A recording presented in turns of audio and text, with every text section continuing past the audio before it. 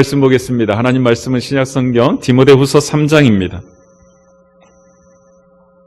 디모데후서 3장 14절에서 17절까지 우리 세번역 성경으로 함께 봉독하겠습니다. 함께 봅니다.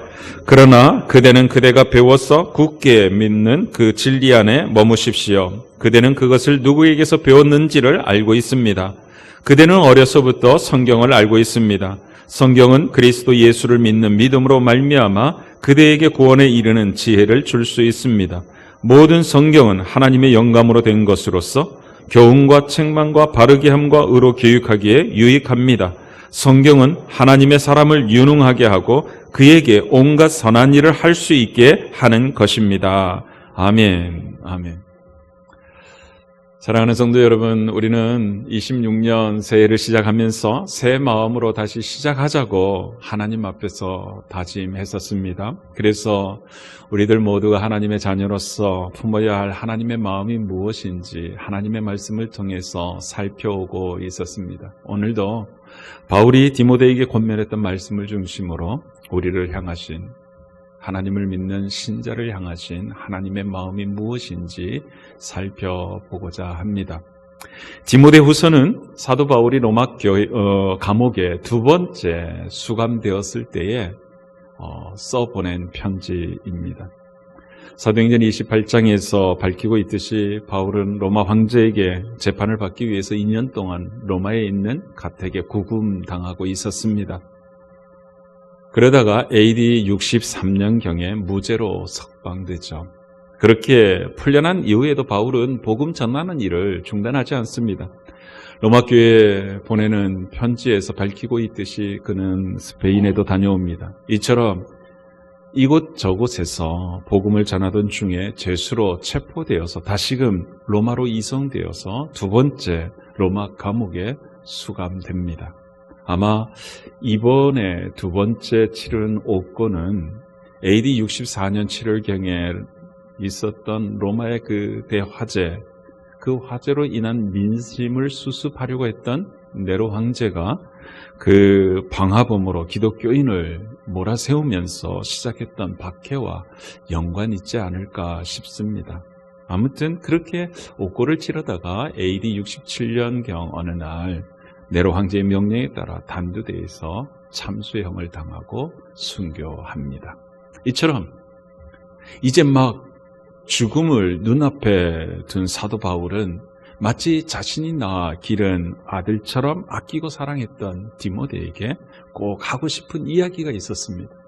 그 이야기를 써서 보낸 편지가 디모데 후서입니다.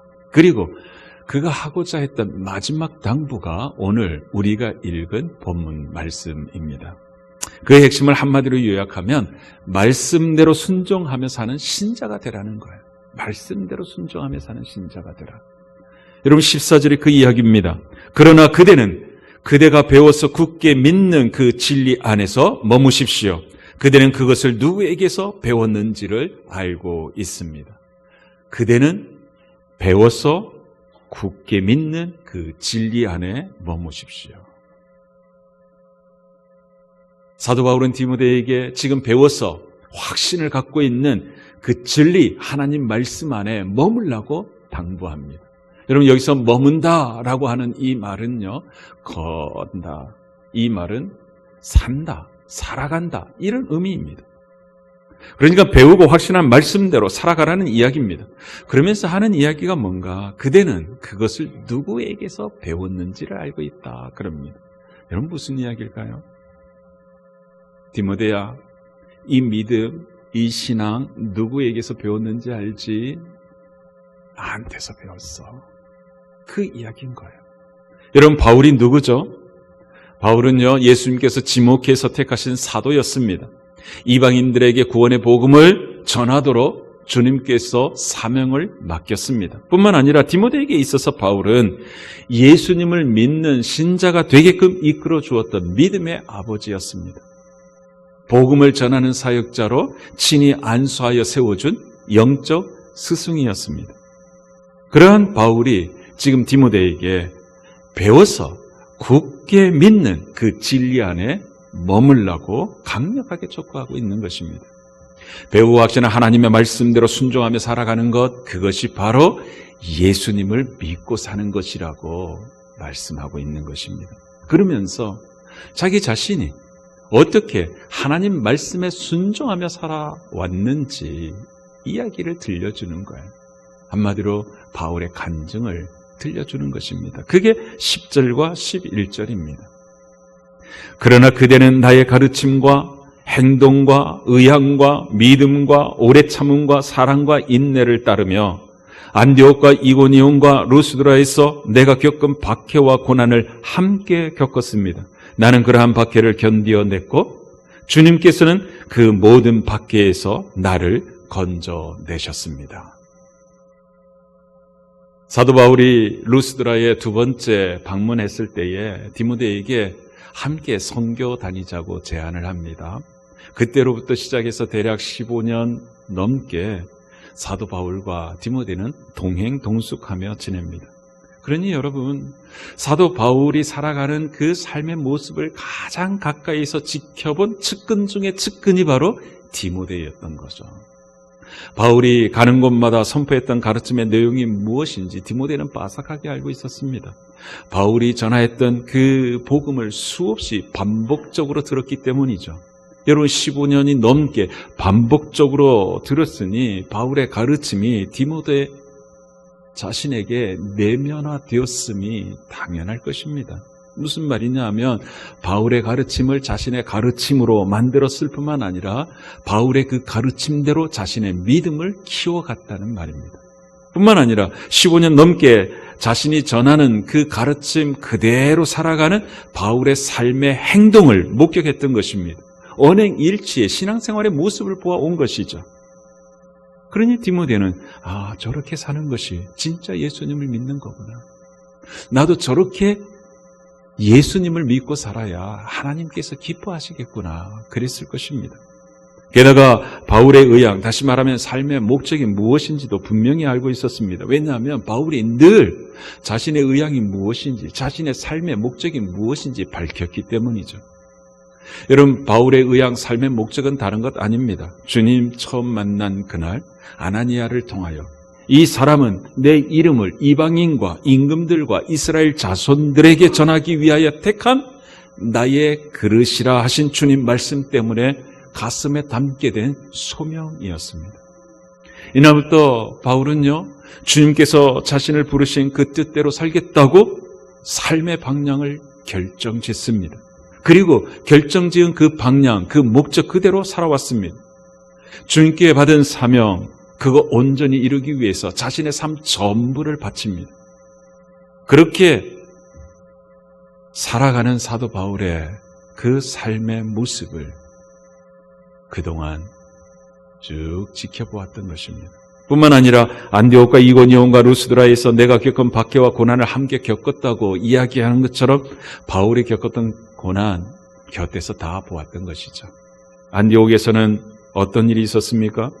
유대인들이 유대인으로 개종한 경건한 귀부인들과 안디옥시의 지도자들을 부추겨 가지고 예수 그리스도의 복음을 전하는 바울과 바나바를 핍박하게 만듭니다. 얼마나 혹독하게 핍박했던지요? 바울과 바나바가 주님의 명령하신 그대로 발에 먼지를 털어버릴 정도였습니다. 그렇게 그들은 안디옥을 떠나서 이고니온에 들어갑니다.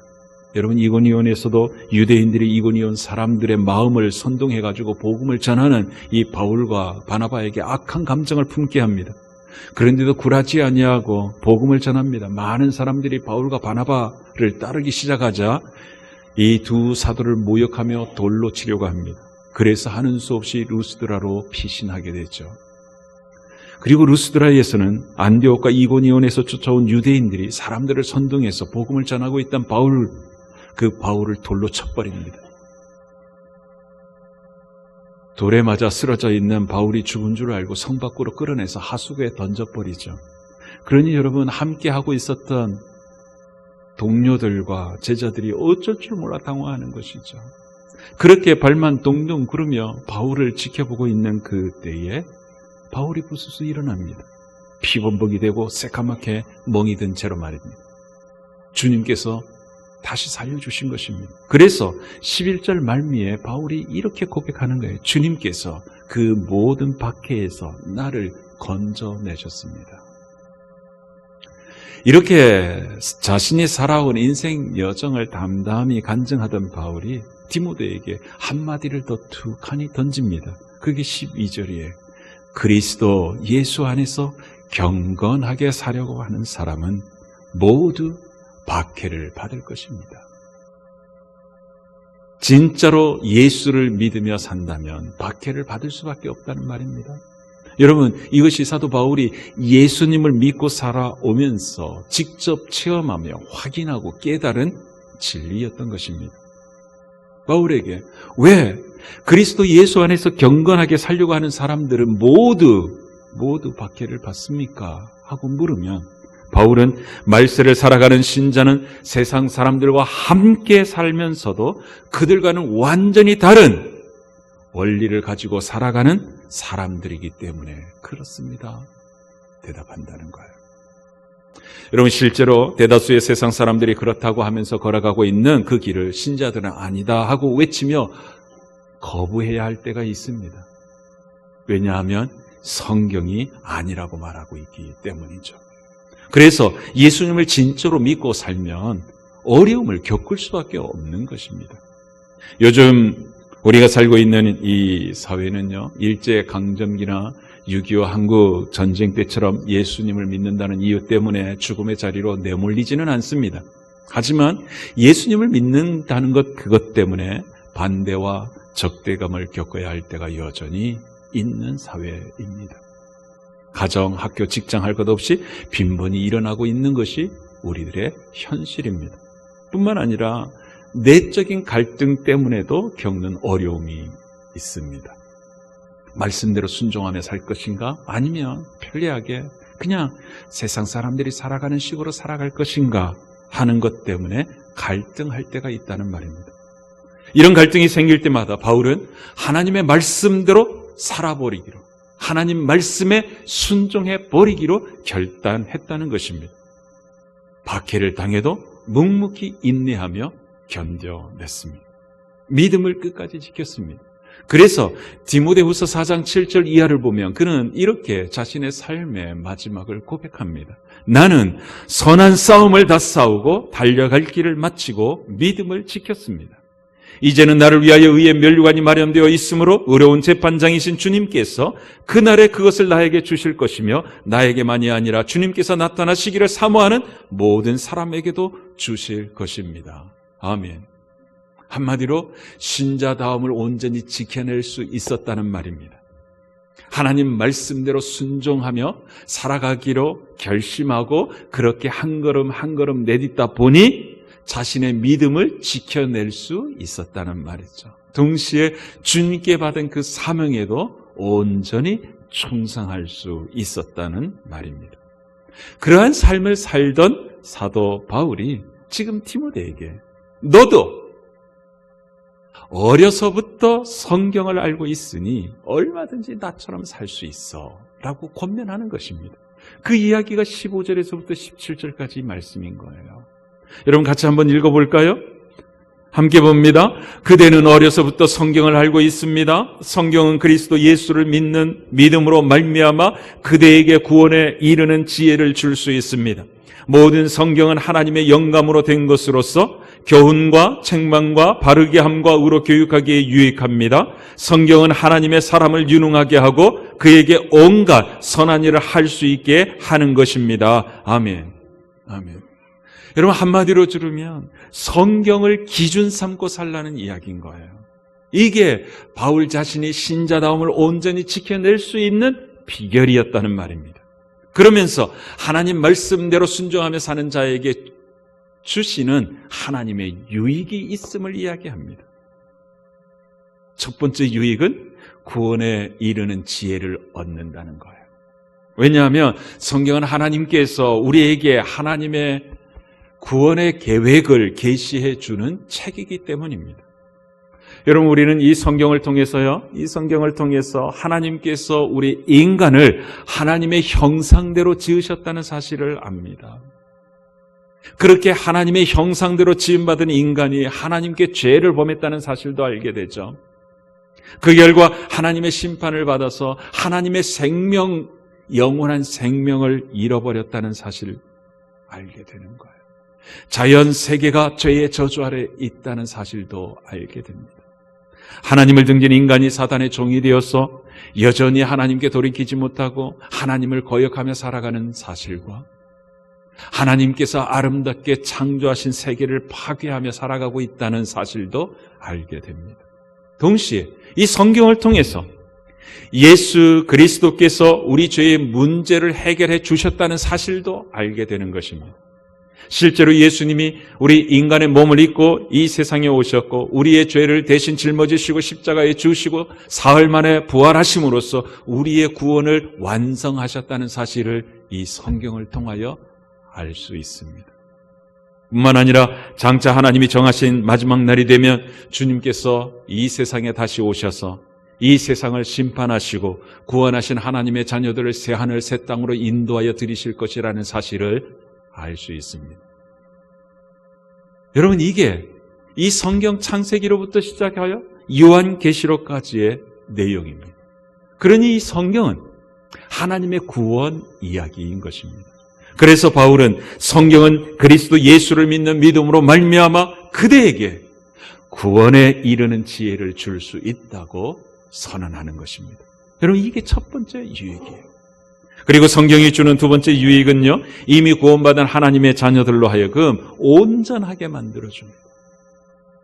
17절이 그 이야기인 거죠. 성경은 하나님의 사람을 유능하게 하고 그에게 온갖 선한 일을 할 수 있게 하는 것입니다.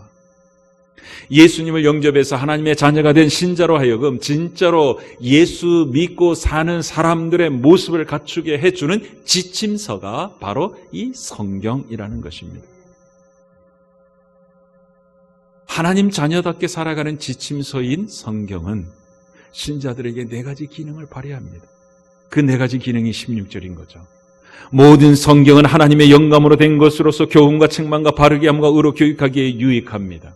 첫 번째 기능이 무엇입니까? 성경은 신자들에게 교훈한다고 이야기합니다. 여러분, 교훈한다는 말은 이겁니다. 우리에게 하나님이 기뻐하시는 뜻이 무엇인지 가르쳐준다는 말입니다. 성경은 하나님의 진리를 가르쳐 줌으로 인해서 우리로 하여금 올바른 생각을 갖게 만들어줍니다. 그리고 두 번째 기능은 성경은 신자들을 책망합니다. 책망한다는 말은 다른 것도 아닙니다. 하나님의 기준에 비추어서 우리들의 그릇된 생각이 무엇인지를 깨닫게 해주시고 고쳐주신다는 이야기입니다. 그리고 세 번째 기능은 성경은 신자들을 바르게 합니다. 여러분, 바르게 한다는 것은 생각뿐만 아니라 신자의 삶, 신자들의 잘못된 생활을 고쳐준다는 말입니다. 하나님의 뜻에 순종하는 삶으로 한 걸음 한 걸음 이끌어감을 통해서 우리들의 잘못된 삶의 모습을 바꿔주는 거예요. 네 번째 기능은 성경은 신자로 하여금 의롭게 사는 법을 가르쳐줍니다.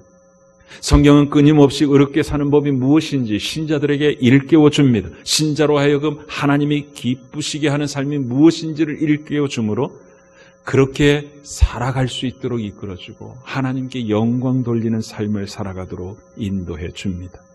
결국 성경은 우리의 생각뿐만 아니라 삶까지도 동시에 바꾸어주는 기능을 발휘한다는 것입니다. 그래서 신자들에게 하나님의 사람을 유능하게 하고 그에게 온갖 선한 일을 할 수 있게 해준다고 선언하는 것입니다. 그래서 사도 바울은요, 디모데에게 어려서부터 네가 알고 있는 그 성경을 기준 삼고 살아보라고 권면하는 것입니다. 진정으로 하나님 자녀다움을 드러내며 신앙생활을 하고 싶다면 내가 알고 있는 그 말씀, 내가 들은 그 말씀, 내가 배운 그 하나님의 말씀을 기준 삼고 하루하루 살아가라는 것입니다. 그런데 여러분, 지금까지 디모데에게 준 이 바울의 권면은요, 우리 주님의 마음이기도 합니다. 주님께서 제자들에게 이렇게 말씀하셨어요. 요한복음 14장 15절입니다. 너희가 나를 사랑하면 내 계명을 지킬 것이다. 우리 함께 한 번만 읽어보시죠. 너희가 나를 사랑하면 내 계명을 지킬 것이다. 여러분, 이게 무슨 이야기입니까? 하나님 말씀으로 하나님 말씀대로 순종하며 살아가는 그 삶의 모습으로 하나님을 사랑하고 있다는 것을 보이라. 그 이야기인 것입니다. 여러분, 이러한 하나님의 마음을 깨달으면 이렇게 고백할 수밖에 없습니다. 시편 119편의 고백이죠. 주님의 말씀은 내 발의 등불이요 내 길의 빛입니다. 주님의 의로운 규례들을 지키려고 나는 맹세하고 또 다짐합니다. 사랑하는 성도 여러분, 이 고백이 저와 여러분의 결단이 되고 고백이 되었으면 참 좋겠습니다. 여러분, 그런데 우리의 현실은 어떻습니까? 우리들의 경우를 수치로 한번 이야기해 보고자 합니다. 우리 교회에서는 성경 통독을 위해서 밴드를 운영하고 있습니다. 그 밴드, 성경 통독 밴드에 몇 명이 멤버십을 갖고 있느냐 하면 203명 멤버십을 갖고 있습니다. 들어오셨어요.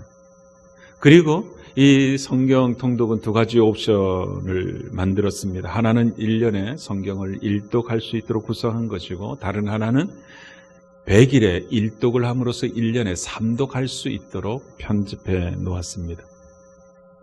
지난달 기준으로 이렇게 볼 때 매일 정해진 분량, 그 성경을 읽고 완독했다고 댓글을 달도록 했었는데요. 그렇게 댓글을 다하시는 분이 평균적으로 20명 정도 됩니다. 그러면 수치가 나오죠.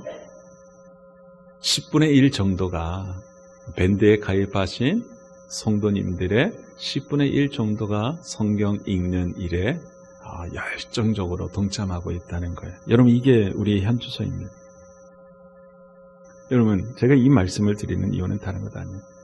우리는 하나님의 마음이 무엇인지를 분명히 확인했습니다. 하나님의 마음은 하나님의 자녀인 저와 여러분이 성경 말씀을 날마다 읽고 묵상하면서 하나님 자녀답게 하루하루 살아가는 것임을 확인했습니다.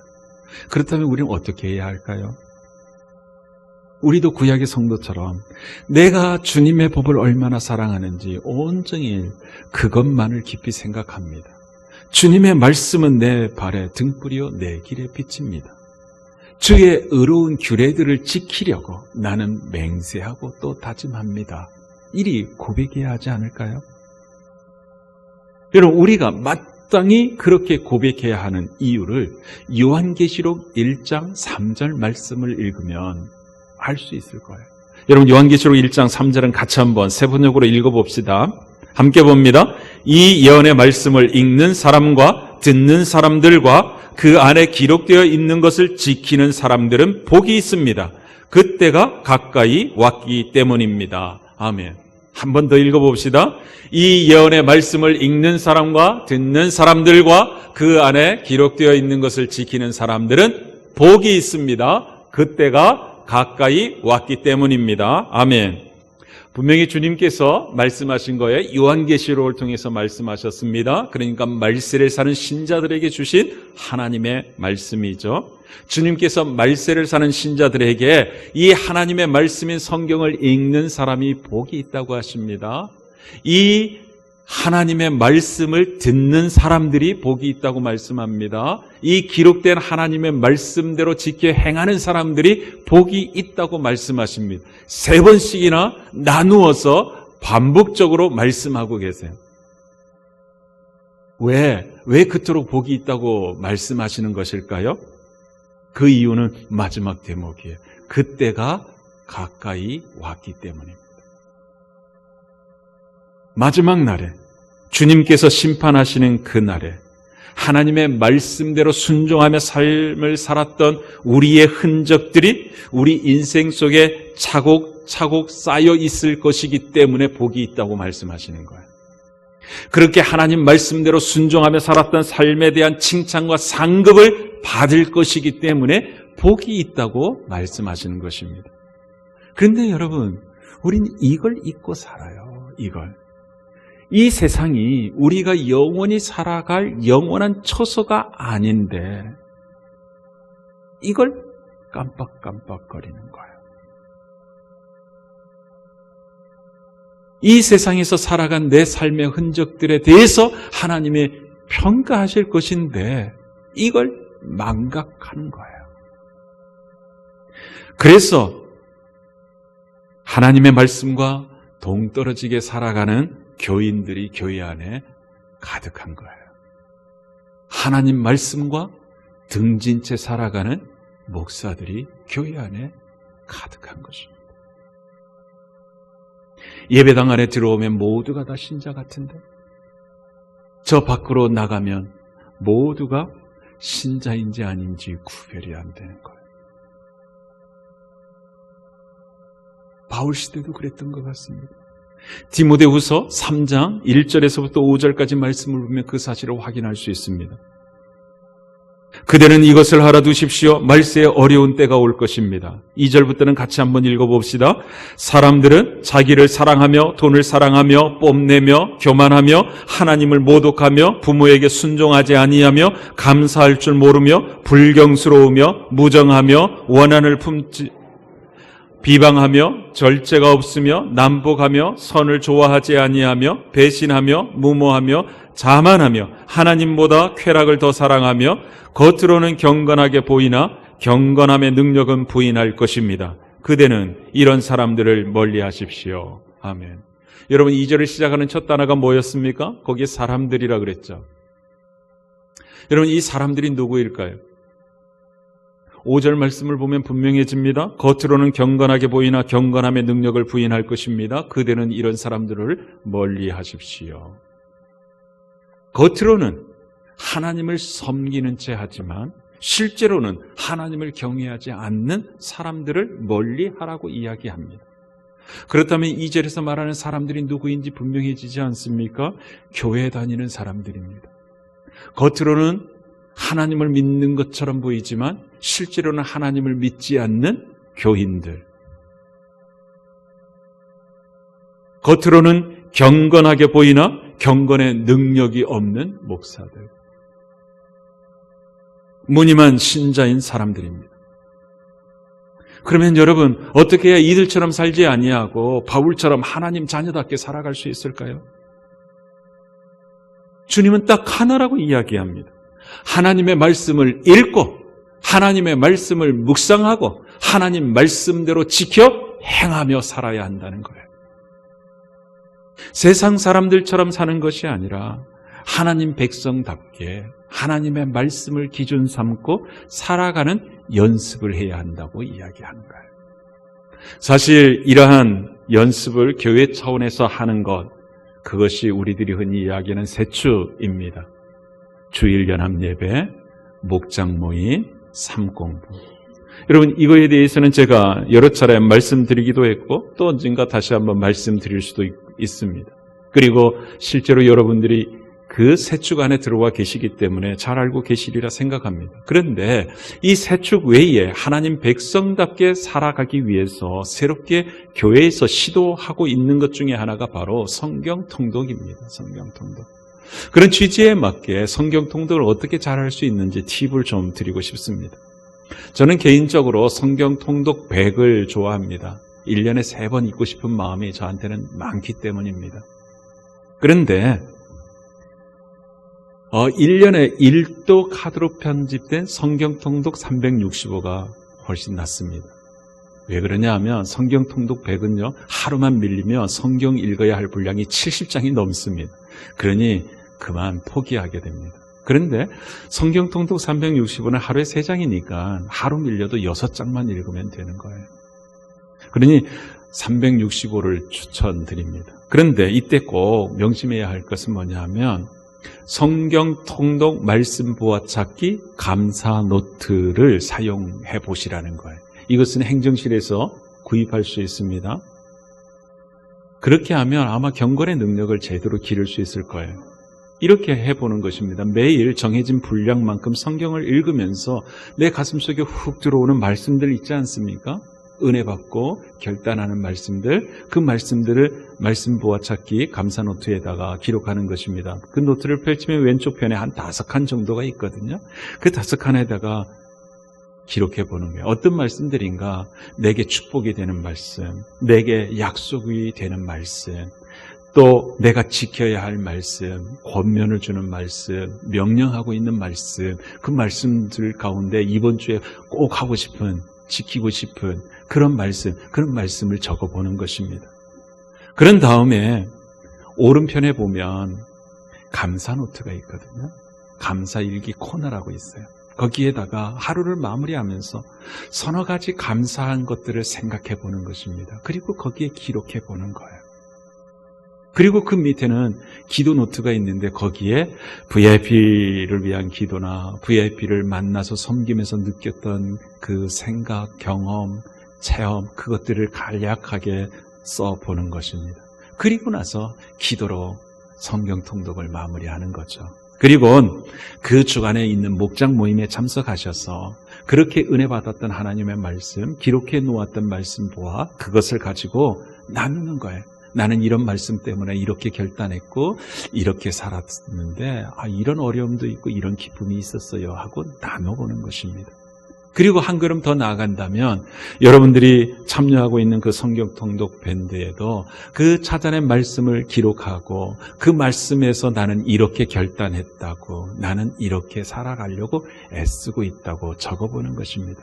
그러면 성경 통독에 동참하고 있는 다른 성도님들께서도 하나님의 동일한 은혜를 누리는 기회가 되는 것입니다. 이렇게 성경을 읽고 묵상하다 보면 어느덧 경건의 능력을 갖춘 신자로 빚어가시는 하나님을 체험하게 되는 것입니다. 하나님께서 내게 주신 시간, 건강, 재물, 직장, 사업장을 하나님 말씀에 근거해가지고 자유자재로 다루면서 하나님을 기쁘시게 하는 삶의 모습으로 살아낼 수 있을 것입니다. 사랑하는 성도 여러분, 새해에는 우리 모두 이렇게 하나님 말씀대로 순종하며 살아보십시다. 그리하면 매일 우리 성령 하나님께서도 우리를 도와주실 것입니다. 뿐만 아니라 하늘 문을 여시고 하늘의 신령한 은혜와 복으로 우리를 체험하게 해 주실 것입니다. 그렇게 우리 모두가 가정과 학교와 일터에서 그리고 목장과 교회에서 선한 영향력을 끼치며 살아가는 진짜 신자가 될 수 있기를 주님의 이름으로 축복합니다. 기도하십시다.